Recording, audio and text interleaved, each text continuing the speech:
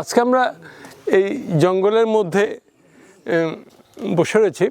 তো আমি একটু অন্য একটা ছোট্ট গল্প বলে আমি আমার এই সামান্য কিছু বয়ান দেওয়ার চেষ্টা করব। সেটা হচ্ছে আমি অনেক আগে যেখানে হয়তো এখানে অনেকেই তখন জন্ম হয়নি, জাদুঘরে ইংরেজ কবি টেড হিউজ আসছিলেন এবং এরশাদ সাহেবের সময় সম্ভবত এটা 89 হতে পারে। হ্যাঁ, তো এসে উনি সুন্দরবনে ঘুরেছেন এবং সেই সময় নেভি, তখন কোস্টগার্ড ছিল না, নেভি তাকে নিয়ে খুব সুন্দর করে ঘুরাইছে। ঘুরে এসে তাকে তিনি জাদুঘরে কিছু কথা বলছেন। তো বলছেন যে আমি আপনাদের সুন্দরবনের উপর একটা ছোট্ট গল্প লিখেছি, তো এই গল্পটা আপনাদেরকে বলবো। তবে গল্পটা এত ছোট যে শুনতে শুনতে শেষ হয়ে যাবে, শোনার আগেই শেষ হয়ে যাবে। তো কী গল্পটা? গভীর অরণ্য, দুটি মানুষ, একটি বাঘ, একটি মানুষ, একটি বাঘ, একটি বাঘ, গল্প শেষ।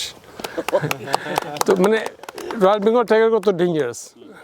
তো আজকে আমাদের এই জিওপলিটিক্যাল সিনারিওতে মানে আফটার জুলাই, 36শে জুলাইয়ের পরের হিসেবটা যদি করি আর 36শে জুলাইয়ের আগের হিসেবটা করি, এর মাঝখানে এই কয়েকদিনের কিছু ঘন্টার ব্যবধান এত ব্যাপক, জটিল, কমপ্লেক্স এবং এত সিক্রেট, এবং মানে ইন্টেলিজেন্সের ল্যাঙ্গুয়েজে সিক্রেটের অনেক সিক্রেট, টপ সিক্রেট, তারপর হচ্ছে কনফিডেন্সিয়াল, রেস্ট্রিক্টেড, কত ধরনের টার্ম আছে।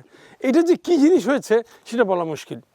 তবে আমার কাছে মনে হচ্ছে যে যদি আমরা আমাদের এনএসআই এবং আমাদের ডিজিএফআই এবং আমাদের আরও যেসব ইন্টেলিজেন্স উইংগুলো আছে তাদের রোজ নামচাটা যদি আমরা জুলাই থেকে আগস্ট পর্যন্ত নেই, ওদের তো প্রতিদিন একটা অফিসিয়াল একটা ইয়ে থাকে, ডায়েরি থাকে, নানান অথরিটি নানান, এটা খুব কাজে দেবে। কিন্তু এটা একটা পেপারস হতে পারে। আগের প্রধানমন্ত্রী উনি একটা ইন্টেলিজেন্স ফরম্যাট একটা তৈরি করেছেন, একটা পাঠক সমাবেশ করেছে। তো এরকম একটা কাজ আমরা করতে পারি, সেটা খুব কাজে দেবে। আর সেই সময় আমাদের দেশে যেসব ইন্টেলিজেন্স অথরিটি আছে এবং আমাদের যেসব হাই কমিশন আছে, এম্বাসি আছে, অন্তত 7, 8, 9, 10টা এম্বাসি, তারা এত বিজি ছিল যে কয়েকটা এম্বাসি যেটুকু জানা গেছে তারা তাদের আপনার মানে 24 ঘন্টা কাজ করেছে।